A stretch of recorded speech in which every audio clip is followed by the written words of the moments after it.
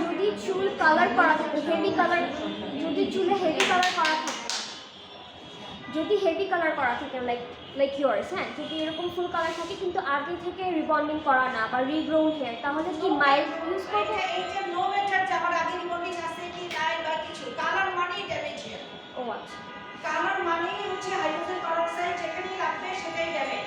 তাহলে mild use করতে হবে অবশ্যই, কোনো কথা নেই। এটা রিবন থাকতে বলো, এটা বলো 5% আমাদের কি থাকে, এক্সেপশনাল থাকে না কিছু, 5% এক্সেপশনাল থাকে। অনেক মোটা চুল কিন্তু কালার করা কোনো ইয়া হয় নাই, তখন আমরা এক নম্বর মেডিসিনটাকে লাইট করে দিয়ে পাই।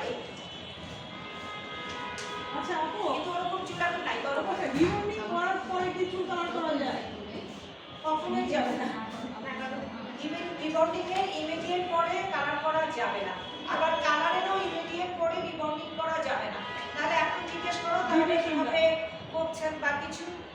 কালার করার পরে ওই রিবন্ডিংটা যেরকম আমরা গার্ড করে নিয়ে কালার করতে হয় ওইভাবে গার্ড করবা, তাও 1 থেকে 1.5 মাস, 2 মাসে আস্তে আস্তে ওই রিবন্ডটা বসে যায়। কেন?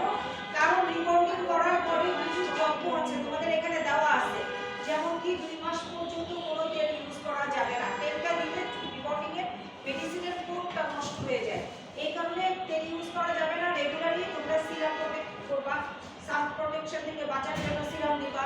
তাহলে এগুলো যখন দিবা আস্তে আস্তে আস্তে আস্তে নতুন করে ক্যারাটিনটা হয়ে যায়, মানে হয়। তখন যদি তুমি কালার করো তখন তেমন কিছু হয় না। তখন আবার কালারের ক্ষেত্রে একটু সাবধানতা অবলম্বন করতে হয়, তখন ওই কালারটাকে আবার নিউট্রালাইজ করতে হয় কি দিয়ে, সিরাম। ওটা কয় মাস পরে করতে হবে কালারটা? 1 থেকে 2 মাস মিনিমাম। এখন তুমি করলে কি আর আমি মানা করতে পারবো? আমি করছি তুমি মানা করতে পারছো? যে তুমি কালকে বসে বলবো যে আমার এটা করো, এই করলে কি হচ্ছে, এই যে ফ্ল্যাপিং হচ্ছে, চুলটা নষ্ট হচ্ছে, কিরিকিরি হচ্ছে, ফ্রিজি হচ্ছে, এগুলো নিয়েই তো চলতেছে।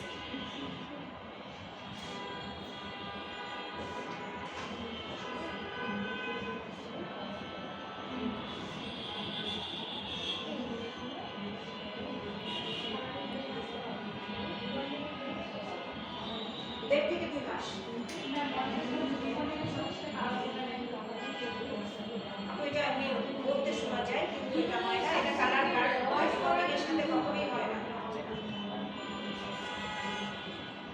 বেস কালার তো হবেই না, স্টিক কালার হতে পারে। স্টিক কালারে একটু বেশি করে সিরাম